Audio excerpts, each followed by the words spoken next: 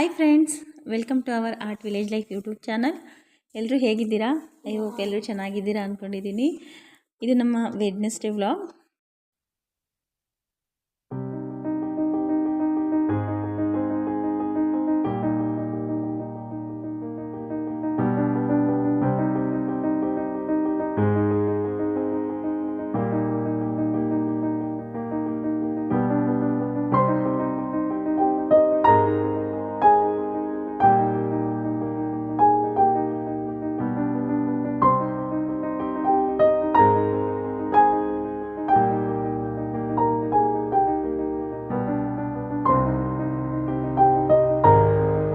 ನಾನು ಇವತ್ತು dry fruits ಮತ್ತು ಬಾಳೆಹಣ್ಣು ಪಪ್ಪಾಯನ ಯೂಸ್ ಮಾಡಿಕೊಂಡು ಒಂದು ಡ್ರೈ ಫ್ರೂಟ್ಸ್ ಮಿಲ್ಕ್ ಶೇಕ್ನ ರೆಡಿ ಮಾಡೋಣ ಅಂತ ಅಂದ್ಕೊಂಡಿದ್ದೀನಿ. ಇವಾಗೆಲ್ಲ ಮಕ್ಕಳೆಲ್ಲ ಹಾಲು ಮತ್ತು ಫ್ರೂಟ್ಸು ಡ್ರೈ ಫ್ರೂಟ್ಸ್ ಏನೂ ತಿನ್ನೋದೇ ಇಲ್ಲ. ನನ್ನ ಮಗನೂ ಹಾಗೇ ಇದೆಲ್ಲ ಇಷ್ಟನೇ ಪಡೋದಿಲ್ಲ. ಹಾಲಂತೂ ಕುಡಿಯೋದೇ ಇಲ್ಲ. ಹಾಗಾಗಿ ಯಾರ್ಯಾರು ಹಾಲು ಕುಡಿಯೋಲ್ಲ, ಯಾರ್ಯಾರು ಮಕ್ಕಳು ಮತ್ತು ಡ್ರೈ ಫ್ರೂಟ್ಸ್ನ ತಿನ್ನೋದಿಲ್ಲ ಮತ್ತು ಯಾವುದು ಫ್ರೂಟ್ಸ್ನ ತಿನ್ನೋದಿಲ್ಲ ಅಂಥವ್ರಿಗೆ ಇದು ಬೆಸ್ಟ್ ಅನಿಸುತ್ತೆ ನನಗೆ.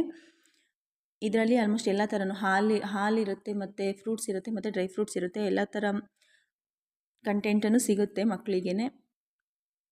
ಹಾಗಾಗಿ ಇದು ಬೆಸ್ಟ್ ಅಂತ ನನಗನ್ಸುತ್ತೆ. ಅದಕ್ಕೋಸ್ಕರ ನಾನು ಇವತ್ತು ರಾತ್ರಿ ಯಾವುದನ್ನು ನೆನೆಸಿಟ್ಟಿರಲಿಲ್ಲ. ಜಸ್ಟ್ ದ್ರಾಕ್ಷಿನ ಮಾತ್ರ ರಾತ್ರಿ ನೆನೆಸಿಟ್ಟು ಅದರ ನೀರನ್ನು ಬಿಸಿ ಮಾಡಿಕೊಂಡು ಕುಡಿದೆ ನಾನು. ಮತ್ತು ಅದಕ್ಕೆ ನಾರ್ಮಲ್ಲಾಗಿ ಬಾಳೆಹಣ್ಣು ಮತ್ತು ಪಪ್ಪಾಯನ ಕಟ್ ಮಾಡಿ ಅದಕ್ಕೆ ನಾರ್ಮಲ್ ಡ್ರೈ ಫ್ರೂಟ್ಸ್ನೇ ಹಾಕಿ ಗ್ರೈಂಡ್ ಮಾಡಿ ಬಾದಾಮಿನ ಅದಕ್ಕೆ ಹಾಕಿರಲಿಲ್ಲ. ಬಾದಾಮಿನ ಜಸ್ಟ್ ಕಟ್ ಮಾಡಿಬಿಟ್ಟು ಅದ್ರ ಮೇಲೆ ಹಾಕಿದ್ದೆ. ಈ ಥರ ಮಾಡಿಕೊಡೋದ್ರಿಂದ ಮಕ್ಕಳು ತುಂಬ ಇಷ್ಟಪಟ್ಟು ಕುಡಿತಾರೆ ಮತ್ತು ಹೆಲ್ದಿಯಾಗೂ ಇರುತ್ತೆ. ಬೆಳಗ್ಗೆ ಎದ್ದು ಬಿಸ್ಕೆಟು, ಕಾಫಿ, ಹಾಲು ಆ ಥರ ಕೊಡೋದಕ್ಕಿಂತ ಈ ಥರ ಮಾಡಿಕೊಟ್ರೆ ಹೊಟ್ಟೆನೂ ತುಂಬುತ್ತೆ ಮತ್ತು ಅವ್ರಿಗೆ ಹೆಲ್ದಿಯಾಗೂ ಇರುತ್ತೆ. ಹಾಗಾಗಿ ನಾನು ಇದನ್ನು ಟ್ರೈ ಮಾಡ್ತಾಯಿದ್ದೀನಿ. ನನ್ನ ಮಗ ಅಂತೂ ತುಂಬ ಇಷ್ಟಪಟ್ಟು ತಿಂತಾನೆ ಇದನ್ನು. ಹಾಗಾಗಿ ನಿಮ್ಮ ಮಕ್ಕಳು ಏನಾದರೂ ಹಾಲು ಕುಡಿಲಿಲ್ಲ ಅಂದರೆ ಅಥವಾ ಫ್ರೂಟ್ಸ್ ತಿನ್ನಿಲ್ಲ ಅಂದರೆ ಇದನ್ನೊಂದು ಸಲ ಟ್ರೈ ಮಾಡಿ. ಏನು ಮಾಡ್ತಿದ್ದೀರಾ? ಅಡಿಕೆ ಪಟ್ಟೆ ಕಟ್ತಾ ಇದ್ದೀನಿ. ಯಾಕೆ? ಬಿಸಿಲಿಗೆ ನೋಡಿ, ಅಡಿಕೆ ಗಿಡ ಈ ಥರ ಕಪ್ಪಾಗುತ್ತೆ ಬಿಸಿಲಿನ ಹೊಡೆತಕ್ಕೆ. ಹಿಂಗೆ ಆಗಬಾರ್ದಂತೆ, ಆಗಬಾರ್ದು. ಇಲ್ಲಿಂದ ದೊಡ್ಡ ಗಿಡ ಆದಮೇಲೆ ಇಲ್ಲಿಂದ ಇದಕ್ಕೆ ಬಿಸಿಲು ಹೊಡ್ತಾ ಬಿದ್ದು ಸುಣ್ಣ ಹೊಡಿತಾರಲ್ಲ, ಸುಣ್ಣವ ಹೊಡಿತಾರಲ್ಲ 2-3 ವರ್ಷಕ್ಕೆ ಬರುತ್ತೆ ಗಿಡ. ಸುಣ್ಣ ಹೊಡಿತಾರೆ. ಬಿಸಿಲು ಈ ಟೈಮಲ್ಲಿ ಬೇಸಿಗೆ ಬಿಸಿಲು, ಚಳಿಗಾಲದಲ್ಲಿ ಇದು ಬಿದ್ದರೆ ಬೆಳಗ್ಗೆ ಬಿಸಿಲು ಮತ್ತು ಸಂಜೆ ಬಿಸಿಲಿಗೆ ಮಾತ್ರ ಹಿಂಗಾಗೋದು ಇದು. ಈಗ ಅದಕ್ಕೆ ಏನು ಮಾಡ್ತೀರಾ? ಅದು ಸುಣ್ಣ ಹೊಡಿಬೇಕು. ಅದಕ್ಕೆ ನಾನೇನು ಮಾಡಿದೆ, ಸ್ವಲ್ಪ ಮನೆ ಇರೋ ಗಿಡ ಅಲ್ವಾ, ಈಗ ಅಡಿಕೆ ಪಟ್ಟೆ ಇರ್ತಾವಲ್ಲ, ಹಿಂಗೆ ಬಿಸಿಲು ಬೀಳೋ ಕಡಿಕೆ ಹಿಂಗೆ ಕಟ್ಟೋದು. ಈಗ ನೇರವಾಗಿ ಬಿಸಿಲು ಬೀಳಲ್ವಾ. ಅಲ್ಲಿ ಲಾಸ್ಟ್ ಟೈಮು ನಾವು ಅಲ್ಲಿ ರೋಡ್ ಸೈಡ್ ಇದ್ದಾವಲ್ಲ ಅವಕ್ಕೂ ಸುಣ್ಣ ಹೊಡೆದಿದ್ವಲ್ಲ, ಮತ್ತೆ ಹಂಗಾರೆ ಈ ಸಲ ಹೊಡಿಬೇಕಾ? ಇಲ್ಲ, ಈ ಸಲ ಅಂದ್ರೆ ಜೋಳ ಹಾಕಿನಲ್ಲ, ಅಂದರೆ ಸುಣ್ಣ ಹೊಡೆದಿದ್ದೆ ಈ ಸತಿ ಹೊಡೆಯಲ್ಲ. ಅಂದರೆ ಅಲ್ಲಿಗೆ ಜೋಳ ಹಾಕಿದ್ದೀನಿ. ಜೋಳ ಹಾಕ್ತೀವಲ್ಲ ಅದ್ರ ನೆರಳಿರುತ್ತೆ. ಬಟ್ ಈಗ ನನಗೆ ಐಡಿಯಾ ಈಗ ಒಂದು ಬಂದಿದ್ದು, ಸುಣ್ಣ ಹೊಡೆಯೋದ್ಕಿಂತ ಈ ಏಜಿನ ಗಿಡಗಳಿಗೆ ಸುಣ್ಣ ಹೊಡೆಯೋದು ಈ ಥರ ಕಟ್ಟೋದ್ಕಿಂತ ಇಲ್ಲೊಂದೆರಡು ಸಾಲು ಈ ಕಡೆ ಒಂದು ಬಿಸಿಲು ಬೀಳೋ ಕಡಿಕೆ ಜೋಳ ಹಾಕಿದ್ರೆ ಚೆನ್ನಾಗಿರುತ್ತೆ ಅಂತ ಇದೆ. ಇಲ್ಲ ಹಾಕಿದೀನಿ ಬಾತ್.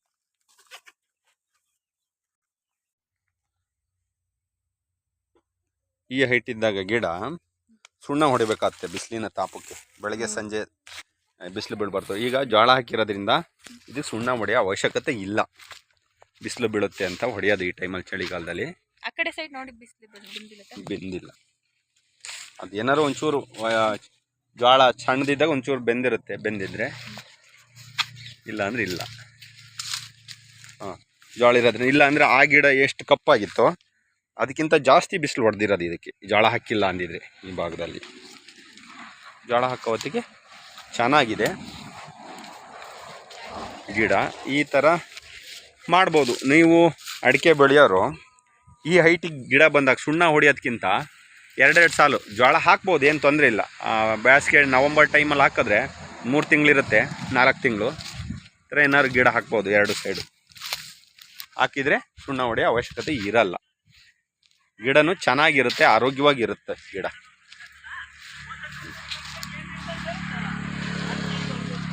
ಬೆಳಗ್ಗೆ ಬಿಸಿಲು ಹೊಡೆಯಲ್ಲ ಇದಕ್ಕೆ, ಸಂಜೆ ಬಿಸಿಲು ಈ ಕಡೆಯಿಂದ ಬೀಳಲ್ಲ.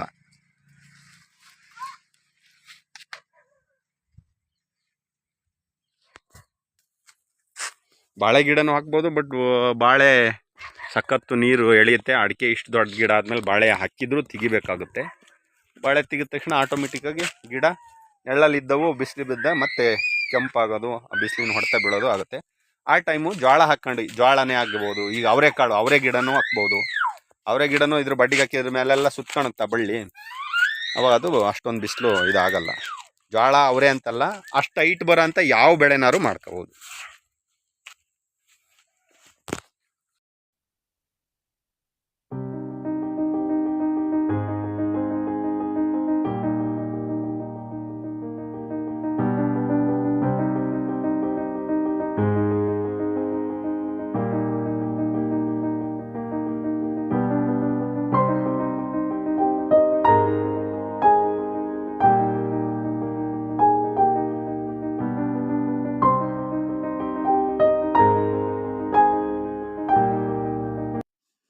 ಇವು ಬಂದು ನಮ್ಮನೆ ಪಾರಿವಾಳಗಳು, ಹೋಮರ್ ಪಿಜನ್ಸ್. ಒಂದು ಗಂಡು ಮತ್ತು ಒಂದು ಹೆಣ್ಣು ಇದೆ. ಫಸ್ಟು ಈ ಪಾರಿವಾಳಗಳನ್ನೆಲ್ಲ ಅಂದರೆ ತುಂಬ ಹಿಂದೆ ಏನು ಲೆಟರ್ನ ಪಾಸ್ ಮಾಡೋದಕ್ಕೆ ಒಂದು ಕಡೆಯಿಂದ ಇನ್ನೊಂದು ಕಡೆಗೆ ಯೂಸ್ ಮಾಡ್ತಿದ್ರು.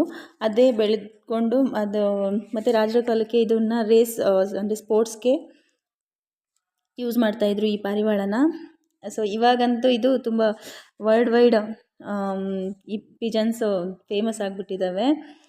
ಇದ್ರದ್ದು ಒಂದು ಸ್ಪೆಷಾಲಿಟಿ ಏನು ಅಂದರೆ, ನೂರಾರು ಕಿಲೋಮೀಟ್ರು, ಸಾವಿರಾರು ಕಿಲೋಮೀಟ್ರಿಂದ ನಮ್ಮ ಮನೆಯಿಂದ ತಗೊಂಡೋಗಿ ಅಲ್ಲಿಂದ ಬಿಟ್ಟರೆ ಅವು ಮನೆಗೆ ವಾಪಸ್ ಬರುತ್ತೆ. ಎಷ್ಟೇ ಕಿಲೋಮೀಟ್ರ್ ದೂರದಿಂದ ತಗೊಂಡೋಗ್ಬಿಟ್ರೂ ವಾಪಸ್ ಬರುತ್ತೆ. ಇದೇ ಅದ್ರದ್ದು ಸ್ಪೆಷಾಲಿಟಿ. ಹಾಗಾಗಿ ಇವು ತುಂಬ ಕಾಸ್ಟ್ಲಿ. ನಾವು ಈ ಪಾರಿವಾಳಗಳನ್ನ ರೀಸೆಂಟಾಗಿ ತಂದಿರೋದು, ಇನ್ನು 1 ಮಂತ್ ಆಗಿಲ್ಲ. ಹಾಗಾಗಿ ಇವನ್ನ ನಾವು ಆ ಥರ ಟ್ರೈ ಮಾಡೋಕ್ಕಾಗಲ್ಲ ಬಿಟ್ಟು.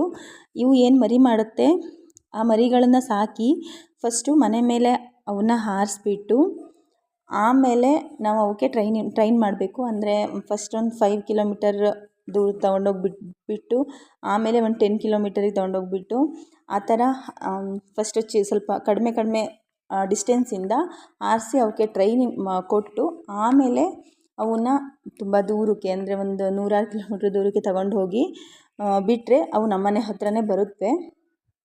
ಅವಕ್ಕೂ ಫಸ್ಟ್ ನೀಟಾಗಿ ಟ್ರೈನ್ ಅಪ್ ಮಾಡಬೇಕು. ಆಮೇಲೆ ಆ ಪಾರಿವಾಳಗಳು ತುಂಬ ಸ್ಪೆಷಲ್ ಅನಿಸಿದ್ರೆ ಅಥವಾ ಅವಕ್ಕೆ ಕೆಪಾಸಿಟಿ ಇದೆ ಅಂದರೆ ಅವನ್ನ ರೇಸ್ಗೆ ತಗೊಂಡು ಹೋಗ್ಬೋದು. ಇದು ಏನು ಹೋಮರ್ ಪಿಜನ್ಸ್ ಇದೆ, ಈ ಹೋಮರ್ ಪಿಜನ್ಸ್ ಇದೆ, ಇದರದ್ದೇ ಒಂದು ಕರ್ನಾಟಕದಲ್ಲಿ ಹೋಮರ್ ಪಿಜನ್ ರೇಸಿಂಗ್ ಅಸೋಸಿಯೇಷನ್ ಅಂತ ಒಂದು ಅಸೋಸಿಯೇಷನ್ನ ಕ್ರಿಯೇಟ್ ಮಾಡ್ಕೊಂಡಿದ್ದಾರೆ. ಸೊ ನಾವಲ್ಲಿ ಏನು ರೇಸಿಂಗ್ಗೆ ಬಿಡ್ಬೋದು. ಮತ್ತು ನಾವು ಇದಕ್ಕೆ ಫೀಡ್ಸ್ ಅಂದರೆ ಫುಡ್ ಬಂದುಬಿಟ್ಟು ಭತ್ತ, ರಾಗಿ, ಗೋಧಿ, ಜೋಳ, ಹೆಸರು ಕಾಳು, ಹುರುಳಿಕಾಳು, ಇದನ್ನು ಸಣ್ಣ ಮೇವು ಅಂತ ಕರಿತೇವೆ. ಮತ್ತು ನಾರ್ಮಲ್ಲಾಗಿ ಬಟಾಣಿ ಕಾಳು, ಕಡಲೆಕಾಳು, ಕಡಲೆಬೀಜ, ಹಲಸಂಡೆ, ತೊಗರಿ, ಇದನ್ನೆಲ್ಲ ದಪ್ಪ ಮೇವು ಅಂತ ಕರಿತೀವಿ. ಇದನ್ನೆರಡನ್ನೂ ಮಿಕ್ಸ್ ಮಾಡಿ ಹಾಕ್ತೀವಿ. ಇವಕ್ಕೆ ಸ್ವಲ್ಪ ಜಾಸ್ತಿ ಪ್ರೋಟೀನ್ ಮತ್ತು ಕ್ಯಾಲ್ಶಿಯಂ ಅವಶ್ಯಕತೆ ಇದೆ. ಹಾಗಾಗಿ ಸ್ವಲ್ಪ ಫುಡ್ನ ನೀಟಾಗಿ ಹಾಕಬೇಕು. ಬಟ್ ಜಾಸ್ತಿ ಫುಡ್ ತಿನ್ನಲ್ಲ, ಸ್ವಲ್ಪ ಇದು ಕ್ವಾಂಟಿಟಿ ಸ್ವಲ್ಪ ಕಡಿಮೆನೇ. ಹಾಗಾಗಿ ಇದು ಮೇಂಟೆನೆನ್ಸ್ ತುಂಬ ಕಡಿಮೆ ಅನಿಸುತ್ತೆ. ಇದು ಇವಾಗ ಮೊಟ್ಟೆ ಇಡೋದಕ್ಕೆ ಬಂದಿದೆ. ಹಾಗಾಗಿ ಮೊಟ್ಟೆ ಯಾವಾಗಿಡುತ್ತೆ ಅಂತ ವೆಯ್ಟ್ ಮಾಡ್ತಿದ್ದೀವಿ.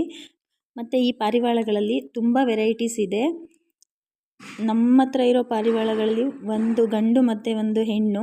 ಇದು ಗಂಡು ಬಂದುಬಿಟ್ಟು ಡಾರ್ಕ್ ಚಕ್ಕರ್ಡ್ ಅಂತ, ಮತ್ತು ಇದು ಇನ್ನು ಹೆಣ್ಣು ಮರಿ ಇದೆ, ಇದು ಬ್ಲೂ ಚಕ್ಕರ್ಡ್ ಅಂತ. ಇದರಲ್ಲಿ ತುಂಬ ವೆರೈಟೀಸ್ ಇದೆ. ಬಟ್ ನಮ್ಮದು ಬ್ಲ್ಯಾಕ್ ಚಕ್ಕರ್ಡ್ ಆ್ಯಂಡ್ ಬ್ಲೂ ಚಕ್ಕರ್ಡು, ಒಂದು ಗಂಡು ಮತ್ತು ಒಂದು ಹೆಣ್ಣು. ಇವು ತುಂಬ ಸ್ಪೆಷಲ್ಲು, ಹಾಗಾಗಿ ನೋಡಿದ್ರೇ ಗೊತ್ತಾಗುತ್ತೆ. ಇದು ಫ್ರೆಂಡ್ಸ್ ನಮ್ಮ ಇವತ್ತಿನ ವಿಡಿಯೋ. ನಮ್ಮ ವಿಡಿಯೋ ನಿಮಗೆ ಇಷ್ಟ ಆಗಿದ್ದರೆ ದಯವಿಟ್ಟು ಲೈಕ್ ಮಾಡಿ, ಶೇರ್ ಮಾಡಿ, ಸಬ್ಸ್ಕ್ರೈಬ್ ಮಾಡಿ. Thank you.